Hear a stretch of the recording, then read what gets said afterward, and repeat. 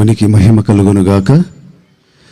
దేవుడిచ్చినటువంటి సమయాన్ని బట్టి దేవాది దేవునికి కోట్ల స్తుతులు స్తోత్రాలు శిరస్సు వంచి సమర్పిస్తూ ఉన్నాను. అలాగే ప్రేమతో నన్ను ఆహ్వానించినటువంటి జీసస్ క్రాస్ మినిస్ట్రీ దైవజనులు మరి జీవన్ కుమారయ్య గారికి, వారి కుటుంబ సభ్యులకు నా హృదయపూర్వక వందనాలు తెలియజేస్తున్నాను.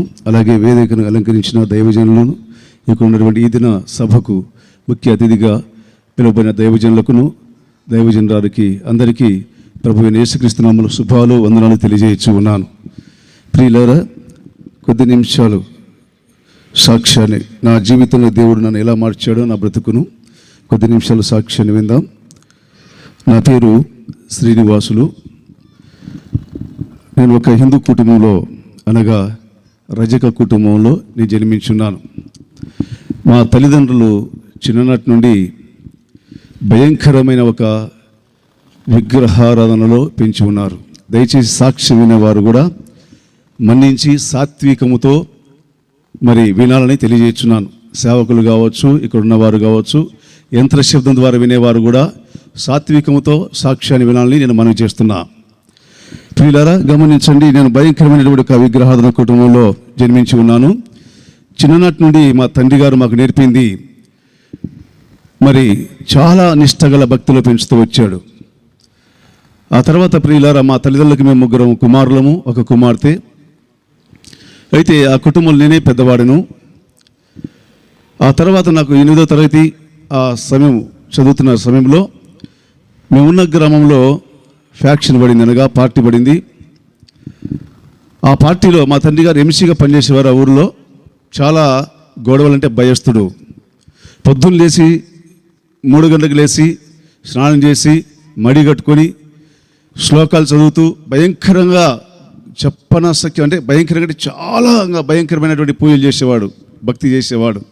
నన్ను కూడా అలాగే చిన్ననాటి నుండి శివరాత్రి వస్తే 5 కేజీల సముద్రం తీసుకొని వచ్చి శివాలయంలో నేనే 101 దీపంతో వెలిగించేవాడిని. సంవత్సరానికి ఒకసారి మా కుటుంబంలో సత్యనారాయణ వ్రతం జరిగించి ఒక 50 మంది 100 మందికి భోజనాలు పెట్టేవాడు ప్రతి సంవత్సరం మా తండ్రి గారు. అలా నిష్టగలిగిన భక్తిలో, అనగా మా తల్లిగారు ఒకవేళ డేట్ వస్తే మరి సృష్టి ధర్మం ప్రకారం కూడా తల్లిగారు మరి బయట ఉండాల్సిందే, ప్లేటు మంచం అన్నీ బయటనే.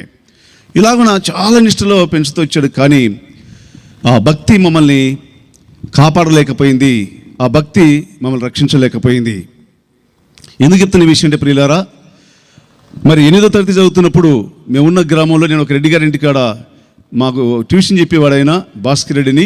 ఆ ఇంటికాడ చిన్నప్పుడు నేను బాగా పెరుగుతూ వాళ్ళ కుటుంబ సభ్యుడిగా నన్ను పెంచుతూ వచ్చారు 4వ తరగతి నుండి. వారికి ఇంకొక వర్గం వారికి ఫ్యాక్షన్ ఉన్నప్పుడు అవతలలో మా వర్గం వారిని చంపారు, హత్య చేశారు. ఆ తర్వాత సంవత్సరానికి మళ్ళా మా వాళ్ళు అవతలను చంపడం జరిగింది. అప్పుడు నేను ఆ ఊరు పారిపోయి, ఎందుకంటే మా తండ్రి గారు అన్నారు, నువ్వు ఈ ఊరిలో ఉంటే నిన్ను ఉన్నీయరు, మమ్మల్ని ఉన్నీయరు, నీ ద్వారా మా కుటుంబంతో నాశనం అయిపోయిందని చెప్పేసి మా తండ్రి గారు అనడం, ఆ హత్య మా వాళ్ళు చేశారని చెప్పి తెలిసినప్పుడు ఆ ఊరు వదిలిపెట్టి పారిపోయి మరి ఎక్కడెక్కడో దాక్కోవాల్సిన పరిస్థితి వచ్చింది. అలాగనే ప్రియులారా, 8వ తరగతిలో ఇదంతా కూడా జరిగిన విషయం. అయితే భయంకరమైనటువంటి పరిస్థితులు, బాంబులు భుజానికి వేసుకొని పుస్తకాలు మోయాల్సినటువంటి ఆ బ్యాగులో బాంబులు పెట్టుకొని, అలాగనే జీపులు వెళ్ళేటప్పుడు గంపలలో బాంబులు పెట్టుకొని వెళ్ళేవాళ్ళం. ఆ బాంబులు పేలితే ఈ బాడీ అంతా కూడా ఏమి ఉండదు, ఇంకా ముక్కలు ముక్కలుగా పీసుగా అది ఎగిరిపోతుంది. అంత భయంకరమైన జీవితం జీవిస్తూ వచ్చాను. నెమ్మది లేదు, సమాధానం లేదు. ఇటువంటి పరిస్థితులలో ప్రియులారా, చనిపోవాలని చెప్పేసి, ఆత్మహత్య చేసుకోవాలని చెప్పేసి ఎన్నోసార్లు ప్రయత్నం చేశాను. అంతకు మునుపు మా అత్తగారు, మా మేనత్తగారు ఇంచుమించుగా ఒక 5 మంది ఉన్నారు. ఆ 5 మందికి ఆడపిల్లలు ఉన్నారు. మేము పాలు పట్టేటప్పుడు మంచిగా డబ్బు సంపాదించేటప్పుడు బాగున్నప్పుడు అందరూ నెలకు ఒకసారి ఇట్లా వచ్చి వెళ్ళేవాళ్ళు. ఎందుకంటే నేను బాగున్నా కనుక ఏదో పోలీసు ఉద్యోగమో, మిలిటరీకి వెళ్తాడు, జాబ్ వస్తుంది అని అందరూ ఆడపిల్లని వాళ్ళని ఆశ పెట్టుకున్నారు. ఎప్పుడైతే ఈ ఫ్యాక్షన్ పడిందో, ఈ ఫ్యాక్షన్లో వాళ్ళు మేము చెడిపోవడం, ఆ ఊరు వదిలిపెట్టి మేము వేరే ఊరికి వెళ్ళిపోవడం, చెడిపోయిన తర్వాత అందరూ దూరం అయిపోయారు. ఇలాగున సామెత చెప్తుంటారు, బెల్లం ఉంటే ఈగలు వస్తాయినట్టుగా అందరూ దూరం అయిపోయారు.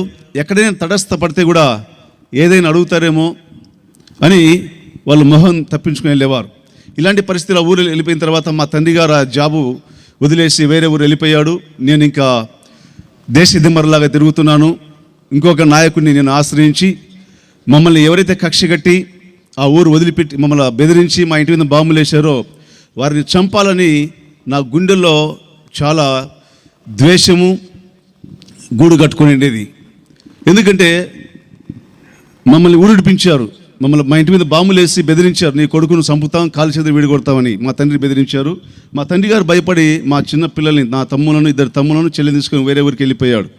అప్పుడు మా తండ్రి గారు తిండి లేక బియ్యం లేక కొన్ని నెలల పాటు కఠోరమైనటువంటి దారిద్ర్యాన్ని అనుభవించాడు. ఆ విషయం నా చెవులో పడింది. నాకు ఇంకా గుండెల్లో కక్ష పెరిగిపోయింది, ఇంకా ద్వేషం పెరిగిపోయింది. ఇంకా ఏ విధంగా చేతనే చంపాలి ఇదే తప్ప ఇంకా వేరేదేం లేదన్నమాట. అటువంటి పరిస్థితుల్లో ప్రియులారా మా తండ్రి గారు మరలా ఆ ఊరు వదిలిపెట్టి కోవెలకుంట చేయడం జరిగింది. కోవెలకుంటలో ఒక 150 రూపాయలకి పూరి గుడిసె తీసుకొని, పూరి పాక డేరా తీసుకొని బాడెక్కున్నాడు. 600 జీతానికి గుమస్తగా పనిచేస్తూ ఉన్నాడు. ఈ విషయాన్ని నాకు తెలిసిన తర్వాత నేను వేరే ఊళ్ళో ఉన్నాను. నేను ఎవరైతే చంపాలనుకున్న ఆ వ్యక్తి ప్రయత్నం చేస్తున్నాను, కానీ 2-3 సార్లు మేము ఘాటు పెట్టాం. ఎందుకో దేవుడు తప్పిస్తూ వచ్చాడు. ఎందుకంటే ఒకసారి మేము వెళ్ళినప్పుడు, బాంబులు తీసుకుని వెళ్ళినప్పుడు అతను ఒక దేవాలయంలో పండుకొని నిద్రపోతూ ఉన్నాడు. అప్పుడు గుర్తొచ్చింది, నిద్రపోతున్న కుక్కను కొట్టకూడదు, లేపకూడదు అన్న ఈ సామెతలు చెప్తున్నారు మన పెద్దలు. ఆ తర్వాత మేము వెళ్ళి అట్లా 2-3 సార్లు ఎన్నిక వచ్చాం. ఎందుకో దేవుడు అన్ని విషయాల్లో కూడా తప్పిస్తూ కాపాడుతూ వచ్చాడు నన్ను.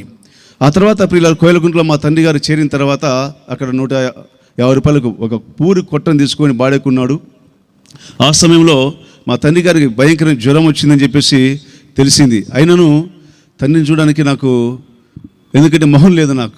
మా తండ్రి గారిని, నా కుటుంబాన్ని నేను ఎంతో నా ద్వారా చెడిపోయింది కనుక వెళితే వాళ్ళు ఏమంటారు అని చెప్పేసి వెళ్ళడానికి కూడా నాకు మొహం లేదు.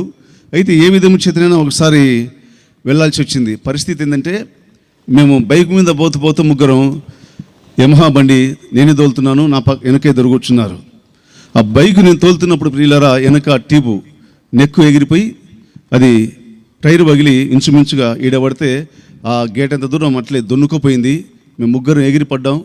నాకు ఎంత గాయాలే, ఇక్కడ కూడా గాయాలి, ఇక్కడ కుట్లు, ఇక్కడైతే కండలో ఈ ఏలు దూరేటివి, ఈ చేయి ఇరిగిపోయింది జాయింట్లో. ఆ సమయంలో మా నాయకుడు ధనంజయ రెడ్డిని అతను జీపులు ఎక్కించుకొని సాయంత్రం వేళ కోయలకుంటకు వచ్చాడు హాస్పిటల్కి. వచ్చినప్పుడు భయంకరంగా రక్తం కారుతూ ఉంది. హాస్పిటల్కి వెళ్తే ప్రియులారా కుట్లేశారు. ఆ తర్వాత మరి మీ నాయన ఎక్కడున్నాడు కదా, ఇంటి దగ్గర ఉండు, పొద్దున్న వచ్చి నేను మళ్ళీ తీసుకెళ్తా అని చెప్పి ఆయన అన్నప్పుడు మా తండ్రి ఇంటికాడికి నన్ను తీసుకెళ్ళారు. జీపులో తీసుకెళ్లారు. ఇంట్లోకి దిగి అలా వెళ్తున్నాను. మా తండ్రి అన్నాడు, ఆగు, నా కుమారులు ఉండేది 2, ఒకడు చనిపోయాడు అనుకున్నాను, ఒక గుడ్డు మురిగిపోయింది అనుకున్నాను, నువ్వు నా ఇంటికి రావద్దన్నాడు. అప్పుడు తల దించుకొని ఆ వ్యక్తి నాతో మా నాయకుడు అన్నాడు, జీప్ ఎక్కువ మనం వెళ్ళిపోదాం, ఇంటికి పోదాంలే, మన ఊరికి వెళ్దాం, పొద్దున్న మళ్ళీ కట్టుకట్టించుదాం చేయికి అని తీసుకెళ్ళాడు. అంటే మా తండ్రికి ఎంత వేదన కలిగి ఉంటే నా మీద నాకు బాధ కలిగించానో ఆ మాట ఎందుకంటాడు. ఒక మనిషి ఆత్మహత్య చేసుకోవాలని ఎప్పుడు తలంపు వస్తుంది. ఆ తర్వాత విషయాలు చెప్తాను ఒకసారి, ఎందుకంటే సమయం నాకు 30 నిమిషాలు ఉంది కనుక ప్రియులారా కొద్ది విషయాలు చెప్తాను. ఒక మనిషి చనిపోవడానికి ప్రేరేపణ వెళ్ళడానికి ఈ లోకంలో ఎవరు ఆదరించినప్పుడు, ఎవరు చేపట్టనప్పుడు, ఎవరు సహాయం చేయలేనప్పుడు, ఎవరు మరి సపోర్ట్ చేయనప్పుడు, ఒక వ్యక్తికి జీవితం మీద విరక్తి చెందినప్పుడు చనిపోవాలని తీర్మానిస్తాడు, ఆత్మహత్య చేసుకొని తీర్మానిస్తాడు. ఈ రోజులో మనం చూస్తున్న ఎంతోమంది తల్లులు పిల్లల్ని చంపుతున్నారు, చేతలారు నరుకుతున్నారు, చంపుతున్నారు. అటువంటి జీవితం నాది, అంతకంటే ఘోరమైన జీవితం నాది ఇంకా.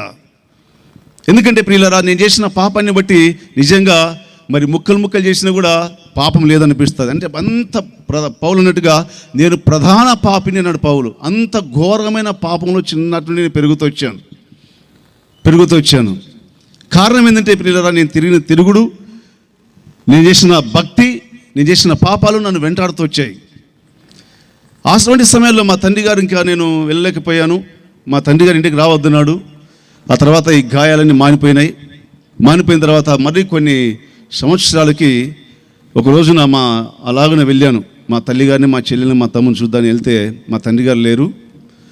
బాగా పొద్దున్నే లేచి సూర్యుని మొక్కి బొట్టు పెట్టి కద్దడిగుడ్లు వేసుకొని వెళ్ళి ఆ వీధిలోకి వెళ్ళి వచ్చి ఇంటికాడికి వచ్చి చూసిపోయాను, ఎవరు లేరు.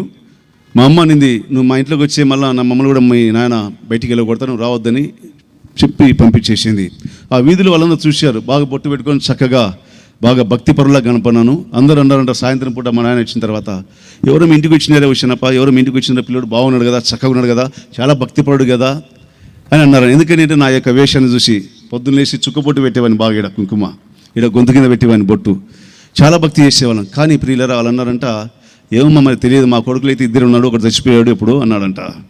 అట్లా కాదండి, ఎవరికైనా ఉంటారులే పిల్లలు, మామూలేలే, ఆ పిల్లల్ని పెళ్లి చేస్తే ఏదో బాగుపడతాడు కదా, పరిగెత్తే బరుగొడుకు గుదికట్ట కడితే ఏమంటారు మీకు వెళ్ళి, గుదికట్ట కడితే పరిగెత్తలేదు కదా అన్నట్టుగా వాళ్ళు చెబుతూ వచ్చారంట. అప్పుడు మా నాన్న అన్నాడంట వాళ్ళతో, వానికి పెళ్లి చేస్తే మీరే దాకాల్సి వస్తుందమ్మా, వానికి పెళ్లి చేస్తే మీరే దాకాలి అన్నాడంట. పిల్లలు సరే ఏదేమైనా కొద్ది కాలానికి దేవుని మహాకృప వల్ల ఎక్కడో ఒక సంబంధాన్ని ఇరుగు పొరుగు వాళ్ళు చూసి పెళ్లి సంబంధం కుదిరించారు. కుదిరించిన తర్వాత మరి పెళ్లి చేయాలి కదా, పెళ్లి చేయాలంటే మా తండ్రి గారు అన్నారు, నా దగ్గర రూపాయి డబ్బులు, ఎందుకంటే మా పరిస్థితి చాలా దారుణం అయిపోయింది. తిండి బ్రతకడానికి, మా పిల్లల్ని పోషించడానికే మా తండ్రి గారు కష్టపడుతూ వచ్చారు. అటువంటి సమయంలో మా మీద అభిమానం ఉన్న వాళ్ళు కొందరు రైతులు, కొందరు బియ్యం తీసుకొచ్చి ఇచ్చారు, కొందరు శనగలు, అదే శనగబాయల పాయసం, ఇందా గుగ్గులు తిన్నాం కదా, అటువంటి శనగబాయలు ఇచ్చారు, కొందరు బెల్లం ఇచ్చారు. ఇలాగున అందరూ కొన్ని ఇచ్చి, ఇప్పుడు మన మీటింగ్స్ పెడితే మన విశ్వాసులైన భక్తి పరులు ఇస్తారు కదా, అలాగున ఆనాడు దేవునికి తెలియకపోయినా నా యొక్క వివాహానికి అనేకులు మా ప్రాంతంలో మాకు ముఖ్యమైనటువంటి కుటుంబాలు రెడ్డి గారు కొందరు బియ్యము, కొందరు బ్యాళ్ళు, కొందరు బెల్లము, కావాల్సిన సరుకులు ఇస్తే నా వివాహం అలాగూ జరిగింది. అయితే ప్రియులారా, వివాహమైన తర్వాత కూడా మరి నేను పొద్దున్న లేచి బొట్టు పెట్టి సూర్యుని ముక్కి యాప చెట్టుకు ముక్కి మా ఇంటి దగ్గర ఉంటే పొద్దున్న 10 గంటలకు బయటికి వెళ్తే రాత్రి 10-11కి వచ్చేవాడిని. ఎందుకంటే ఇస్పెటాకులు ఆడడానికి డబ్బులు ఎక్కడవంటే 10 రూపాయల వడ్డీకి తీసుకునేవాడిని. 2000 రూపాయలు తీసుకొని 3 సంవత్సరాలు కట్టా 10 రూపాయల వడ్డీతో. ఎలా కట్టానంటే గడేకారి పని, మేస్త్రి పని, అంటే గడేకారి పని చేసి రాళ్ళు మోసి భుజం మీద, అలాగనే గనులలో రాళ్ళు మోసి మాకెళ్ళి గనులు ఉన్నాయి. ఇలాగ నా కుటుంబానికి ఖర్చు పెట్టుకోకుండా నేను నా జీవితాన్ని అలాగ పెళ్ళైన తర్వాత కూడా నా జీవితం మారలేదు. పెళ్ళయింది సరే, మా భార్య పనికి పోతుందని వీళ్ళు అనుకున్నారు.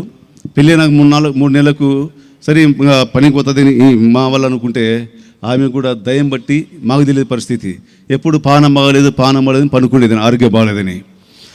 3 నెలల తర్వాత ఇంకా ఎవరన్నా పనికి పోతామంటే నాకు బాగాలేదని పనుకుంది.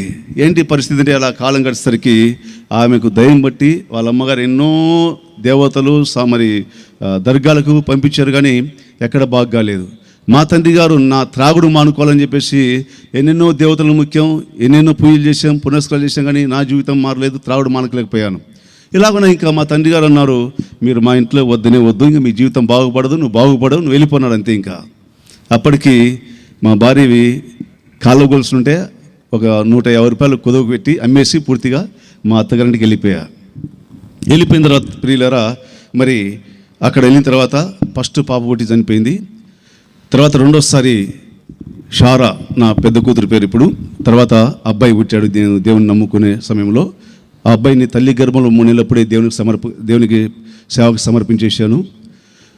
ఆ టైంలో పెద్ద పాప మరి షారా పుట్టిన తర్వాత ఆమె 3 నెలలప్పుడు, పాప 3 నెలలప్పుడు ఇక ఆరోగ్యం క్షీణించిపోయి మా అత్తగారింట్లో ఒక మూలగా పడేశారు. ఒంటికి అన్నీ అక్కడే ఇంకా కదలలేదన్నమాట, దయాలు బట్టి క్షీణించిపోయింది ఆరోగ్యం. అప్పుడు నేను బాగా రాజకీయ నాయకులతో బాగా మీసాలు పెంచి ఉన్నాను. ఒక రౌడీలాగా అక్కడ కర్నూలులో పైలట్గా ఉండడానికి ఒక కమాండ్ జీప్ నాకు ఇచ్చారు. 5 మంది పైలట్ నా వెనుకమ్మడి. పిల్లరా, ఆ సమయంలో నాకు తిండికి తాగనికింది, కద్దరుగుడలు పొద్దునేసిన కద్దరుగుడలు సాయంత్రం విడిచిపెట్టేవాడిని ఉంది, కానీ నాకు నెమ్మది లేదు, మనసులో సమాధానం లేదు. మా అత్తగారికి వెళ్ళి వచ్చేటప్పుడు ఆమె పరిస్థితి చాలా క్షీణించిపోతుంది, రోజుకు పాపకు పాలు లేవు. ఒకరోజు వెళ్ళిన తర్వాత ఇంకా చూస్తే పరిస్థితి బాగుపడే రోజులు లేవనుకున్నాను. ఇంకా ఆమెను వదిలిపెట్టి ఇంకా వెళ్ళిపోవాలనుకున్నాను. ఇంకా ఒకరోజు పొద్దున్నే మా అత్తగారింటి వెళ్ళాను. రాత్రి నుండి పొద్దున్న 10 గంటలప్పుడు సీరియడ్ దావుతూ కూర్చొని ఆలోచిస్తున్నాను, ఏంటి నా జీవితం పరిస్థితులు. పెళ్ళి కాకముందు అలా ఉన్నాయి, పెళ్ళైన తర్వాత ఇలా అయింది పరిస్థితి. ఇంకా మనిషికి ఈ లోకంలో బాగుపడే రోజులు లేవా, ఏ దేవుడు బాగు చేయలేడా, ఏ దేవుడు మనం బ్రతికించలేడా అని ఆలోచిస్తున్నప్పుడు ఇక స్నానం చేసి బొట్టు పెట్టుకొని ఇల్లు దాటి ఇంకా వద్దు, ఈ భార్య వద్దు, ఎవరు వద్దని వెళ్ళిపోవాలనుకున్నప్పుడు అరుగు తీసి మా కడపను మా అత్తగారిని దాటి వెళ్తున్నాను. మా అత్త అంటుంది, నువ్వు సచ్చిందానివి కాదు, బ్రతికిందానివి కాదు, నువ్వు నాశనం అయిపోయేది కాక మమ్మల్ని నాశనం చేస్తున్నావు అనింది. అప్పుడు ఒక ఆలోచన ఎందుకో కలిగింది. మరి నేను ఇప్పుడు వదిలిపెట్టిపోతే ఆమె అలా ఉంటుంది, ఈ పాప పుట్టింది కదా, వీడు పుట్టించి వదిలిపెట్టి వెళ్ళిపోయాడు చేతగాక సాకలేకని అనుకుంటారని చెప్పేసి కాసేపు ఆగి, సరే కొద్దిసేపు ఉండి మళ్ళీ కరుణకి వెళ్ళిపోయాను. వెళ్ళిపోయిన తర్వాత యథావిధిగా తాగుతూ తిరుగుతున్నాం, కానీ మైండ్లో అదే మెదులుతూ ఉంది. నేను ఈరోజు వదిలిపెట్టేస్తే నా పాప జీవితం ఏంటి, ఎక్కడున్నా ఏలైతే చూపిస్తారు కదా, పలాని కూతురు అంటారు కదా. ఎందుకంటే మేము బ్రతికిన బ్రతుకు చాలా బాగా బ్రతికాం. మేమున్న ఊర్లో కొద్దిగా మధ్యరకం కుటుంబమైనా చాలా విలువగా బతికిన కుటుంబం మాది. భక్తిగా విలువగా బతికినాం. అయితే ఎక్కడైనా చూస్తే అంటారని చెప్పేసి అలా అనుకున్నప్పుడు ప్రియులారా, క్రీస్తుకు పూర్వం నా జీవితంలో అలా ఉండింది. అయితే ఈ మా అత్తగారు బంధువులు ప్రార్థనకి వెళ్ళేవాళ్ళు డోన్లో. మా బంధువులు వాళ్ళు చెప్తుండేవారంట, అమ్మ ప్రార్థనకి వెళ్తే బాగా అవుతుంది కదా, ప్రభు బాగు చేస్తాడు కదంటే, అయ్యో ఇప్పుడే వాళ్ళు చాలా భక్తి పరులు, ఇంకా మా అల్లుడు చాలా దుర్మార్గుడు, ఏసుప్రభు అంటే ఇంకా అసలు ఇంకా బాగుండదు అని చెప్పేసి, అంటే ఈ లోకంలో అదేగా జరుగుతుంది, ద్వేషం కదా ఏసుప్రభు అంటే. అలా నేను కూడా అని మా అత్తగారు అన్నారంట. ఒకసారి ఏమైనా తీసుకెళ్ళారు మందిరానికి. ఆమెకు కొంచెం నెమ్మది అనిపించింది. మందిరానికి వెళ్ళిన తర్వాత అలాగన తిరగడం ప్రారంభించారు. దేవుని మహాకృప వల్ల దేవుడు ఆమె దయాల నుంచి విడిపించాడు, సంపూర్ణ ఆరోగ్యం ఇచ్చాడు. దేవునికి స్తోత్రం చెప్పండి. ఆ టైంలో కొద్ది కాలం నేను వెళ్ళాను. మళ్ళీ వెళితే ఆమె లేచి నడుస్తూ ఉంది, తన పని చేసుకుంటూ ఉంది. పాప కూడా కొంచెం బాగుంది. నాకు చెప్పలేదు ప్రియులారా. పాస్టర్ గారు చెప్పినారంట, తెల్లటి వస్త్రాలు వేసుకొని జిబ్బ వేసుకొని తెల్ల ఇంటికి అయినవి ఆయన చెప్పినాడంట, అమ్మ మీ ఇంటికి వచ్చి ప్రార్థన చేస్తాము ఒకసారి, మీకు బాగైంది కదా కొద్ది కాలానికంటే. అయ్యా మా ఇంటికి వద్దయ్యా, మా వాయన ఇస్తే తెలిస్తే మాకు చాలా ప్రమాదం అంటే సరే అని చెప్పి వాళ్ళు మౌనంగా ఉన్నారు. ఒకరోజు నా ఇంటికి వచ్చాను. నేను ఇచ్చిన మరుసటి రోజే వాళ్ళు పొద్దున్న 9 గంటలకు వచ్చారు ఇంటికాడికి. నేను బాగా స్ట్రేట్ తాగుతా కూర్చున్నా. వచ్చి ఆయన నన్ను చూసి, ఎందుకంటే నా అవతారం ఎలా ఉందంటే, నా బొడ్లో ఎప్పుడు పిడిబాకు ఉండేది, నా సూట్ కేసులు బ్యూరిఫికేషన్ ఉండేది, అప్పుడు దాంట్లో కూడా పెట్టుకునేవాడిని. బయటికి నడుచుకుని వెళ్తే బొట్టుండే పిడిబాకు. ఆయన నా అవతారాన్ని చూసి రౌడీలాగా ఉండేవాడు అనమాట. మిస్సలు బాగా తిప్పి చూసి ఆయన పాపం నోరెత్తలేకపోయాడు, భయపడి కాసేపు అలాగే మౌనంగా ఉన్నాడు. తర్వాత ఏమన్నాడంటే, అయ్యా నమస్కారం అన్నాడు. నమస్కారానికి సంస్కారం, ప్రతి నమస్కారం మా తండ్రి నేర్పించింది మాకు కనుక నేను కూడా లేచి నమస్కారం అన్నాను. ఆ తర్వాత ఆయన మీరేం చేస్తారండి అన్నాడు. ఆయన చిన్నగా, నేనండి ఐటీ బీటీ చేస్తా అన్నా. ఆయనకు అర్థమైపోయింది. ఆయన కూడా సినిమా కోడైరెక్టర్ కనుక అర్థమైంది. ఓహో అట్లనా, అయితే మరి మీ పేరు అంటే, నా పేరు శ్రీనివాసులు అండి అన్న. అవునా, మరి దేవుని గురించి వింటావా అన్నాడు. సరే వింటా అన్నా. ఆయన ఒక రూమ్లో కూర్చున్నాం. యేసుప్రభు యొక్క జననము, మరణం, పునరుత్థానం గురించి 1 గంటన్నర సేపు చెప్పాడు. చెప్పిన తర్వాత ఆయన చెప్పిన ప్రాముఖ్యమైన మాటలు రీలరా, ఆయన అన్నాడు, యేసుప్రభు ఎంత ఘోర పాపిని క్షమిస్తాడు, ఎంత దుర్మార్గుని క్షమిస్తాడు, ప్రేమిస్తున్నాడు. నువ్వు విశ్వసిస్తే, నువ్వు నమ్మితే నీ జీవితాన్ని మారుస్తాడు, దేవుడు నీతో మాట్లాడతాడు అన్నాడు ఆయన. అప్పుడు నేను పక్కన నవ్వా. ఏ దేవుడు మాతో మాట్లాడలేదు ఇంతవరకు, ఈయన మాట్లాడతాడంట నేను చెప్పి తల కింద కొంచెం నవ్వితే పిల్లరా ఆయన అన్నాడు, లేదు బ్రదర్, దేవుడు మిమ్మల్ని మారుస్తారు, మీ జీవితం మారుస్తారు, మిమ్మల్ని సాక్షిగా వాడుకుంటాడండి. మీ భార్య బాగైంది కదా, మీరు ప్రార్థిస్తే దయాలు పోతాయి, రోగాలు పోతాయి అన్నాడు ఆయన. ఇదేంటి ఇది కొత్త చెప్తున్నాడు ఆయన. నేను ఎంతమంది దేవతలు, దేవుళ్ళు అనబడిన వారు, మంత్రగాల దగ్గరికి వెళ్ళి ఎవరు బాగు చేయలేదు, ఈయన దగ్గర అయితే బాగవుతుందా, అయితే మీ చర్చికి వచ్చిన బాగైంది ఏమంటే, అవునండి అన్నాడు చిన్నగా ఆయన. అవునా, సరే అన్న అంటే ఆయన భయపడినాడు పాపం. అయితే పాస్టర్లు భయపడతారు ఏం చేస్తారండి, దుర్మార్గులకు దూరంగా, దుష్టులకు దూరంగా భయపడతారు ఏం చేస్తారు. ఆయన పాపం అవునండి అన్నాడు. సరే అన్న. ఆ తర్వాత ప్రియులారా, మరి నేను కూడా ఆలోచన చేశాను, దేవుడు నీతో మాట్లాడతాడని. ఆ మాట నా గుండెల్లో బాగా గుచ్చుకుపోయింది. దేవుడు మాట్లాడతాడు, ఎలా మాట్లాడతాడు అనే అన్వేషణలో కొంచెం ముందుకు సాగాను. ముందుకు సాగినప్పుడు ప్రియులారా, ఒకసారి క్రిస్మస్ పండుగ ఏదో వచ్చింది, నన్ను పిలిస్తే వెళ్ళాను. వెళ్ళిన తర్వాత పోయి వచ్చాను. ఆ తర్వాత కొంచెం ఏదో పోదాంలే అనుకున్నట్లా ఒకసారి ఇట్లా ప్రార్థన జరుగుతుంది, ఆరాధన, ఒక 20 మంది స్త్రీలు కూర్చుంటారు. అప్పుడు వెళ్ళి నేను కూడా కూర్చున్నాను, వెనక కూర్చున్నా, అందరు స్త్రీలే. అప్పుడు ఆయన పాట పాడుతున్నాడు, కలవరపడినే కొండల వైపు నా కన్నులేతుదునా అని పాట పాడుతున్నాడు. ఆ పాట అంతా పాడేసరికి ప్రియులారా నాకు ఏమో అర్థం కాలేదు, కానీ ఏడుపు నాలో ప్రారంభమైంది, దుఃఖం ప్రారంభమైంది. అయిపోయేసరికి ఏడుస్తూ తల దించుకొని ఆ మిస్సాల మీద పడుతున్న నీళ్లు తుడుచుకొని అలా తల ఉంచుకొని కూర్చున్నా. స్త్రీలు చూస్తే ఏందబ్బా ఈయన మిస్సాలు ఉంచుకొని ఏడుస్తున్నాడని అంటారని అలా ఉంచుకొని తుడుచుకున్న తర్వాత చిన్నగా నాలో ఆనాటి నుండి జీవితంలో మార్పు చిన్నగా ప్రారంభమైంది. దేవునికి మహిమ కలుగును గాక. ఘోరమైన దుర్మార్గుని ఆ రోజు నుంచి చిన్నగా ఆయనతో పాటు వెళ్ళడము, వాళ్ళు ప్రార్థన చేసి దయాలు పడిపోవడము, రోగులు బాగడం చూశాను. ఒకసారి నన్ను తీసుకెళ్ళారు. ఒకసారి ప్రార్థన వదండి బ్రదర్ అంటే వెళ్ళాను. పాస్టర్ గారు కడప దగ్గర అడుగు పెట్టారు. పొయ్యి కాడ రొట్టె కలుస్తుంది ఒక అక్క. ఇలా అడుగు పెట్టగానే ఎగిరి కింద పడినట్లే. వాళ్ళ భర్త కూర్చున్నాడు. ఏంటండి ఏంటండి ఏంటండి? వీళ్ళు పాపం అయ్యా ఏం లేదులేయ్యా ఏం లేదులే అన్నారు. వెళ్ళి చూస్తే ఆమె దయ్యం పట్టింది. వీళ్ళు అట్లే కొట్టుకులాడుతుంది. ప్రార్థన చేశారు, దేవుని దేవులు బాగైంది. ఇదేందిరా ఇది, మనుషులు దయాలు వాళ్ళు కొడతారంట, మంత్రగాలు చూసాం కానీ ఇల్లేంది వేస్తున్నామని చెప్తానే ఇలాగున అన్వేషణలో కొంచెం ముందుకు సాగాను. అయితే ఆ మహాకృప వల్ల, దేవుని మహాకృప వల్ల దేవాది దేవుడు 2000 సంవత్సరం డిసెంబర్ 31న ప్రార్థన పడడం ప్రారంభించాను. గుండెలు బాధి ఏడ్చుకునేవాడిని నేను రహస్యంగా. కానీ ఎక్కడైనా కూర్చున్నప్పుడు ప్రభువా నన్ను క్షమించయ్యా, నిజంగా ఇంత గొప్ప దేవుడు ప్రభువా నువ్వు ఉంటే నాతో మాట్లాడని ప్రార్థన చేసుకుంటూ ఏడ్చేవాడిని. నా పాపాలన్నీ క్లియర్గా చూపించేవాడు దేవుడు. 2000 సంవత్సరంలో జనవరి 31వ తారీఖున ప్రభువు నన్ను కనికరించి రక్షించి నా పాపాలు క్షమించి ఆయన చెప్పిన మాట ఏంటంటే నువ్వు దేవుని వల్ల కృప పొందితివి అన్నాడు ఒక మాట. మళ్ళా వారానికే నువ్వు నా సేవ చేయాలని చెప్పి నా ప్రక్క నిలిచి ఆయన నన్ను పిలుస్తున్నాడు నా సేవ చేయాలని. దేవునికి స్తోత్రం కలుగును గాక. ఈ మాటలన్నీ కూడా ప్రసిద్ధ గ్రంథంలో రాయబడి ఉన్నాయి. ప్రభు ఇర్మియా గ్రంథంలో రాయబడినట్టుగా 4వ వచనంలో మొదటి అధ్యాయంలో నిన్ను తల్లి గర్భంలో పిండముగా ఉన్నప్పుడు నేను చూసినాను, నేను ఏర్పాటు చేసుకుని మాటలను కూడా ప్రభు నన్ను పిలిచాడు, నిన్ను ఆశ్రదించమని నేను ఆశ్రదిస్తానని చెప్పాడు. ఇలాంటి అద్భుతమైన కార్యాలు ప్రభు చేస్తూ వచ్చాడు. ప్రియులారా, ఘోర దుర్మార్గుని నన్ను ప్రభు, అంత దుర్మార్గంగా నన్ను ప్రభు రక్షించాడు. ఈరోజు దేవుని మహాకృపను బట్టి కోయలకుంట్ల ప్రాంతంలో చిన్న పరిచర్య అప్పగించాడు. ఆ పరిచర్యలో నేను నమ్మకం ఉండడానికి మరి నా కొరకు ప్రార్థన చేయండి, నా కుటుంబం కోసం ప్రార్థన చేయండి. ప్రభు చిత్తమైతే నా యొక్క సంపూర్ణ సాక్ష్యం కూడా చెప్తాను ఒకసారి. ఎందుకంటే ప్రభు నమ్మిన తర్వాత పత్రికలైనాయి, పచ్చకమలైనాయి, ముదిరిపోయినాయి, ఈ శరీరం అంతా ఎముకలకు అతకపోయింది. డాక్టర్ గారు చెప్పారు ఇతను 30 రోజులు కఠినమైన పత్యం ఉంటే బ్రతుకుతాడు, లేకపోతే బతకని చెప్పాడు. ఆయన చెప్పిన 4 రోజులకు నేను ఏ పత్యము లేను, ఉడకబెట్టిన కోడిగుడ్డు తిన్నాను, అడిగి మటన్ తిన్నాను, ఆ తర్వాత మరి ఏ స్త్రీ పత్తి నేను వటి చేపలు తిన్నాను.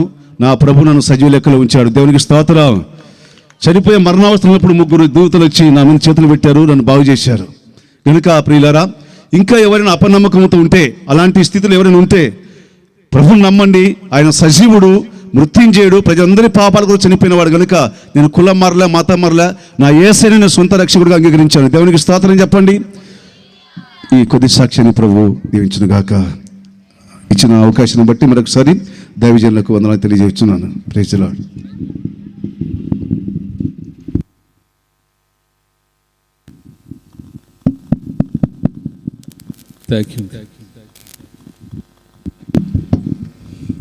ఒకసారి చప్పట్లు కొట్టే దేవుని మహిమ పరుద్దాం. భయంకరమైనటువంటి మడ్రెస్ని దేవుడు మార్చాడు. యేసుక్రీస్తు ప్రభువుకి జీవితాలను మార్చే గొప్ప నైపుణ్యత కలిగిన వాడు, అనుభవ జ్ఞానము కలిగిన వాడు. ఆమేన్. మనుషులకి ఆయా అనుభవాలు ఉంటాయి. యేసుక్రీస్తు ప్రభుకి హృదయాలను మార్చే అనుభవం ఉంది ఆయనకి. ఆమేన్. హల్లెలూయా. ఇంకా ఎవరైనా అలాంటి